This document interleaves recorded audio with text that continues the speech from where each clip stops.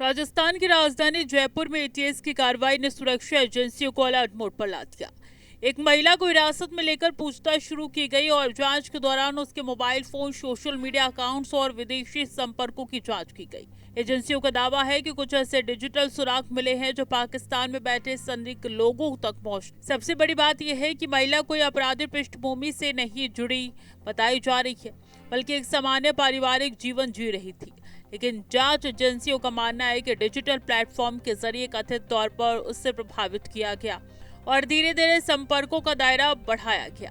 जांच में mobile phone सबसे बड़ा सबूत बनकर सामने आया है। WhatsApp chat, social media account, विदेशी नंबर और ऑनलाइन बातचीत की कई कड़ियां एजेंसियों की जांच के दायरे में है।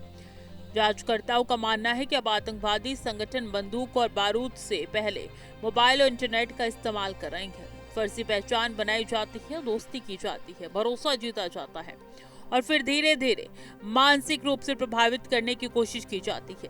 यही वजह है कि इस पूरे मामले में डिजिटल संपर्क सबसे बड़ा सवाल बनकर सामने आया है। जयपुर एटीएस की बड़ी कार्रवाई सामने आई। महिला के फोन से मिले सुराग। विदेशी नंबर जांच एजेंसियों के रडार पर। सोशल मीडिया संपर्कों की गहन जांच जारी। डिजिटल चैट बनी जांच की अहम कड़ी। जांच एजेंसियों को शक है कि ऑनलाइन माध्यम के जरिए कथित तौर पर ब्रेन वॉश की कोशिश की गई।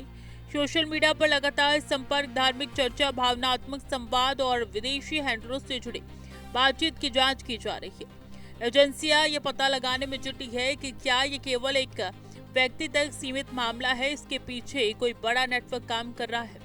जांच का फोकस इस बात पर भी है कि कहीं डिजिटल माध्यम के जरिए स्लीपर सेल जैसी गतिविधियों की कोशिश तो नहीं की जा रही थी।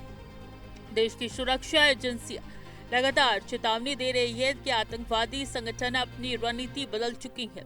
पहले सीमा पार से घुसपैठ होती थी, अब सोशल मीडिया के जरिए संपर्क बनाए जाते हैं। पहले हथियार भेजे जाते थे, अब विचार भेजे जाते हैं। पहले ट्रेनिंग कैंप लगाते थे, अब मोबाइल स्क्रीनिंग पर कथित तौर पर कट्टरता फैलने की कोशिश होती है।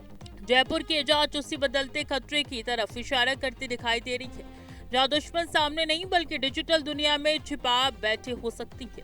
फर्जी प्रोफाइल बनाकर बढ़ाया जाता संपर्क, भावनात्मक जाल में फंसाने की कोशिश, डिजिटल प्लेटफॉर्म बने नए भर्ती केंद्र, ऑनलाइन ब्रेन वॉश पर एजेंसियों की नजर, विदेशी हैंडलरों की भूमिका जांच के घेरे, इंटरनेट के जरिए फैलाया जा रहा प्रभाव। एटीएस अब mobile data, social media account, call detail और विदेशी संपर्कों की गहराई से जांच कर रही है। एजेंसी यह पता लगाने में जुटी है कि कथित संपर्क कितने पुराने थे, किन लोगों से बातचीत हुई और क्या इसके पीछे कोई संगठित नेटवर्क काम कर रहा था।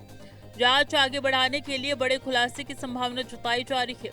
सुरक्षा एजेंसियां इस पूरे नेटवर्क को बेहद संवेदनशील मानकर हर पहलू की जांच कर रही है। जयपुर की गिरफ्तारी केवल एक व्यक्ति की जांच का मामला नहीं बल्कि उस बदलते खतरे की तस्वीर भी दिखाती है, जिसमें मोबाइल फोन, सोशल मीडिया और डिजिटल प्लेटफॉर्म कथित तौर पर आतंक फैलाने को नए माध्यम बनाए जाते हैं। सवाल सिर्फ इतना नहीं है कि कौन पकड़ा गया, बल्कि असली सवाल यही है कि आखिर डिजिटल दुनिया में कितने ऐसे जाल बिछाए जा रहे हैं जिनकी भनक तक किसी को नहीं लगती। अब सबकी नजर एटीएस की जांच पर है कि इस कथित नेटवर्क की जड़ें आखिर कितनी गहरी है।